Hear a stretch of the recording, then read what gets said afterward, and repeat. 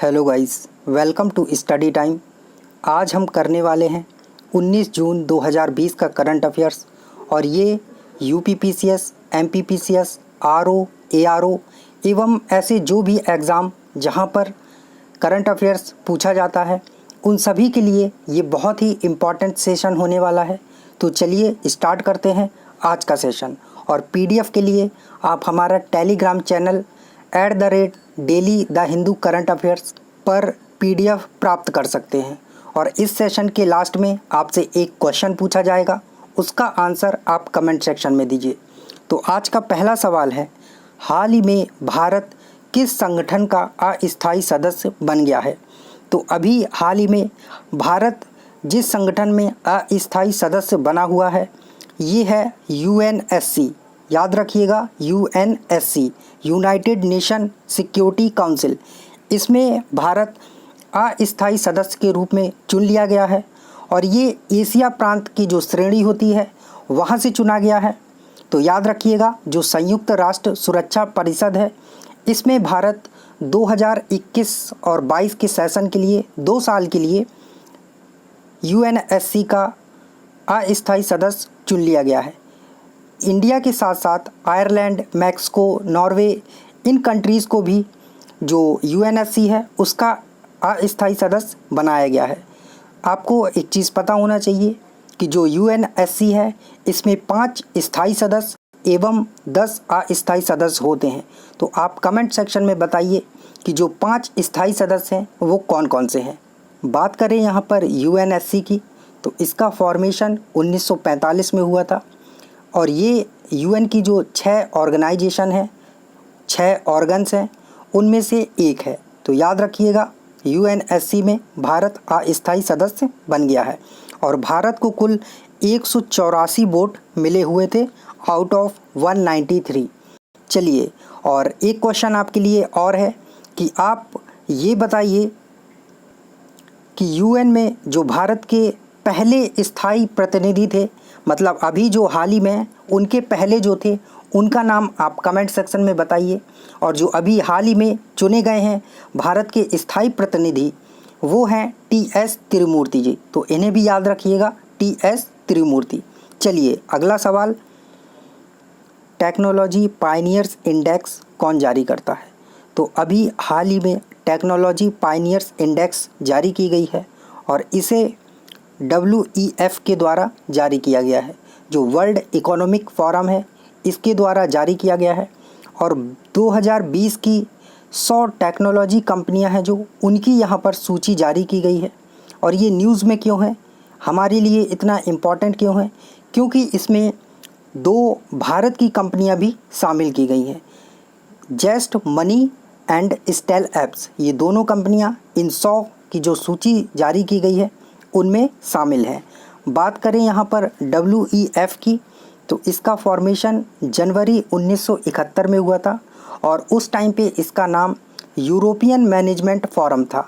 उसके तौर पर इसका शुरुआत की गई थी इसकी, और फिर चेंज होकर इसका नाम WEF हो गया है, जो वर्ल्ड इकोनॉमिक फोरम है। और इसके फाउंडर कैलियस स्कैबैब हैं। तो याद रखिए इनका नाम, और यही इस टाइम पे एग्जीक्यूटिव चेयरमैन भी हैं। हेडक्वार्टर कोलोग्नी स्विट्ज़रलैंड में है और इसकी जो एनुअल मीटिंग है वो हर साल दावोस में करवाई जाती है। बड़े बड़े बिजनेसमैन हैं और जो बड़े बड़े इन्फ्लुएंसर हैं और बॉलीवुड इंडस्ट्री से, या फिर ऐसे जैसे कि पिछले साल हमारे भारत से बीबी की वाइन्स यूट्यूब में एक चैनल है वो गए हुए थे। तो इन सब को वहाँ बुलाया जाता है ग्लोबल जो इश्यूज़ हैं उन पर डिस्कशन करने के लिए। तो याद रखिएगा, जो टेक्नोलॉजी पायनियर्स इंडेक्स जारी करता है ये WEF है। चलिए अगला सवाल, भारतीय सैन्य दल द्वितीय विश्व युद्ध की 75वीं विजय दिवस परेड में हिस्सा लेने के लिए किस देश में जाएगा? तो ये अभी रूस जाने वाला है। याद रखिएगा, रूस। और हमारी जो तीनों सेनाओं के सैन्य दल हैं उसमें कुल 75 सैनिक होंगे और ये वहाँ पर परेड में हिस्सा लेंगे। और ये कहाँ पर होने वाली है? मॉस्को में होने वाली है। तो यहाँ पर बात करें रूस की, तो capital Moscow, language Russian, currency rouble, संसद यहाँ की बहुत ही इम्पॉर्टेंट है, अक्सर एग्ज़ाम में पूछ ली जाती है। ड्यूमा है, याद रखिए। आप एक क्वेश्चन आपके लिए है, कमेंट सेक्शन में बताइए कि जापान की संसद को क्या बोलते हैं, क्योंकि अक्सर जापान और रसिया इन दोनों की संसद एग्ज़ाम में पूछ ली जाती है। प्रेसिडेंट यहाँ पर पुतिन है और प्राइम मिनिस्टर मिखाइल मिशुस्तिन है। चलिए अगला सवाल, कौन सा देश चौथे एशियाई युवा पैरा गेम्स 2021 की मेज़बानी करेगा? तो जो एशियाई युवा पैरा गेम्स हैं 2021 के, इसकी मेज़बानी बहरीन करने वाला है, याद रखिएगा बहरीन। और कैपिटल मनामा है और करेंसी यहाँ पर दीनार चलती है। चलिए अगला सवाल, सस्टेनेबल गैस्ट्रोनॉमी डे किस तिथि को मनाया जाता है? तो ये हर साल 18 जून को मनाया जाता है। चलिए अगला सवाल, माई अर्थ कंसर्ट फॉर किड्स किसके द्वारा आयोजित किया जाएगा? तो ये जो माई अर्थ कंसर्ट फॉर किड्स है, ये विवेंडी के द्वारा आयोजित किया जाएगा। ये विवेंडी क्या है? तो ये मीडिया और संचार समूह है, उसका नाम है ये विवेंडी। तो याद रखिएगा, जो माई अर्थ कंसर्ट फॉर किड्स है, इसे विवेंडी के द्वारा आयोजित किया जाना है। और इसके लिए इन्होंने रिक्की केज के साथ भी साझेदारी की है और ये 21 जून को करवाया जाएगा वर्ल्ड म्यूज़िक डे पर, ठीक है। और UNICEF, WWF, UN climate change, earth day organisation, ये सभी मिलकर इसको आयोजित करने वाले हैं। चलिए अगला सवाल, हाल ही में फिच रेटिंग्स ने 2022 के लिए भारत की GDP ग्रोथ कितनी अनुमानित की है? तो ये जो रेटिंग अनुमानित की है 2022 के लिए, ये 9.5% की है, याद रखिएगा 9.5%।